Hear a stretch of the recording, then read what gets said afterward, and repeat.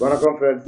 இன்னைக்கு என்னோட 12வது நாள் ட்ராவல் ஸ்டார்ட் ஆகுது. நான் இப்போ புவனேஸ்வர்லேருந்து பத்ரக்ன்ற ஏரியாவுக்கு போகணும் அப்படின்னு சொல்லி பிளான் பண்ணிட்டு இருக்கேன். 132 கிலோமீட்டர்ஸ்.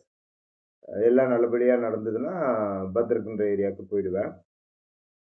புவனேஸ்வர் லிங்கராஜான்ற ஒரு கோவிலுக்கு ரொம்ப ஃபேமஸ்ஸு.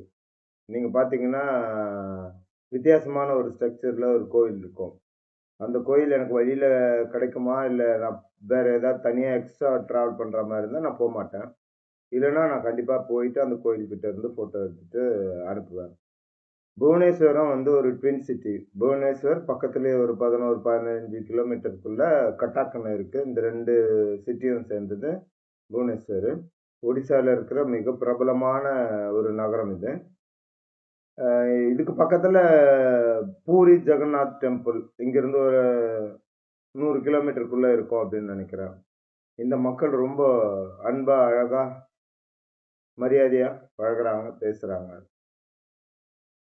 இப்போதைக்கு இந்த புவனேஸ்வரை பத்தி எனக்கு தெரிஞ்சது இவ்வளவுதான். புவனேஸ்வர்ல இருக்கிற ஒண்டர்லா இது அவுட்டர்ல இருக்கு. பைபாஸ்லேயே போர்டு வச்சிருக்காங்க. அப்போ எங்கேயாவது லெஃப்ட்ல ரைட்ல எங்கேயாவது இருக்குமோ நம்ம தெரியுங்க. இன்னைக்கு பூரி தால் சொல்ல வேண்டியதே தான். பைபாஸ்லேயே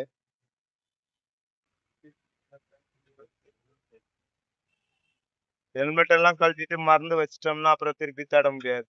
அதனால எப்பவுமே போட்டுக்கிட்டே இருக்கேன். காலையில இந்த தம்பியோட அருண் அவரோட பிரேக்ஃபாஸ்ட்.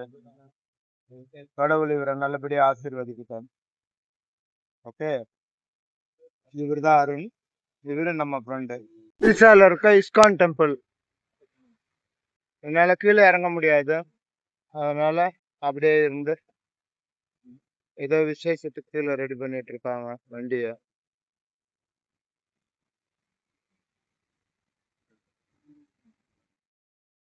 இது ஒரிசால இருக்கிற மிகப்பெரிய நதிகள்ல ஒண்ணு, மகாநதி. இது புவனேஸ்வருக்கும் கட்டாக்கும் நடுவுல இருக்கு. கொஞ்சம் டஃப்பான பிரிட்ஜ் தான். கண்டினியூஸா வண்டி போயிட்டு இருக்கு. நான் முன்னாடி ஒரு தம்பி பிளாட்ஃபார்ம்ல ஏறி போறத பார்த்து நானும் பிளாட்ஃபார்ம்ல ஏறி போறேன். பக்கத்துலேயே வர்றது ரயில்வே பிரிட்ஜு.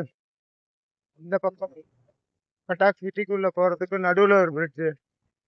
அது திரும்பி வர்ற என்ஹெச். ரொம்ப அருமையா பிளான் பண்ணி பிரிட்ஜஸை ஃபார்ம் பண்ணியிருக்காங்க.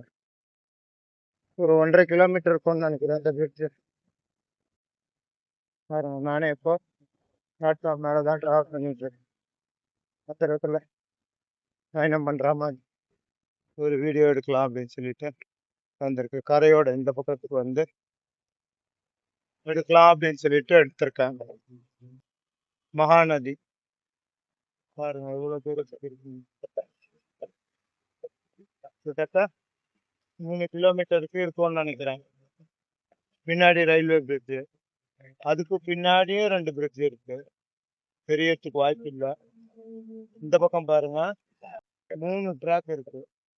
அந்த லாஸ்ட்ல நடுவில் பாத்தீங்கன்னா உங்களுக்கு தெரியும். நான் எந்த நகரத்துல இந்த மாதிரி பிரிட்ஜுக்கு நடுவுல இத்தனை பிரிட்ஜை பார்த்ததில்லை. எந்த பிரச்சனை ஆனாலும் ஏதோ ஒரு ரூட்ல இந்த நகரத்தை தாண்டி போறதுக்கு பிளான் பண்ணி வச்சிருக்காங்க. ரொம்ப சிறப்பா பேசி வச்சிருக்காங்க. நல்ல விஷயம். பத்ரக் போயிட்டு இருக்கிற வழியில பெரிய ஆறு ஒன்று கண்ணில் பட்டுச்சு. அந்த ஆத்தோட பேரு பிரம்மணி ரிவரா, பிரம்மணி ஆறு.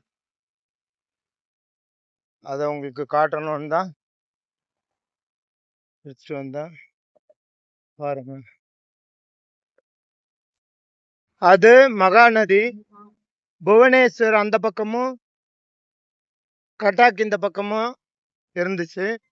இது அதே மாதிரி அந்த பக்கம் பத்ரக்கு, இந்த பக்கம்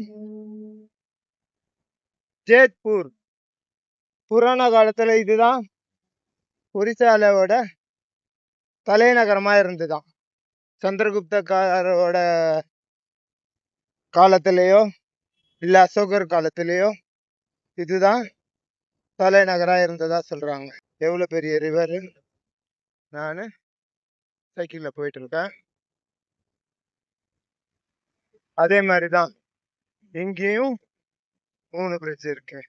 இந்த ஒடிசாவை தாண்டும் போது மட்டும் என்ன பிரச்சனை வந்தாலும் கிராசிங்க்கு ஆல்டர்னேட் ரோடு ஒன்று எக்ஸ்ட்ராவே போட்டு வச்சிருக்கான்.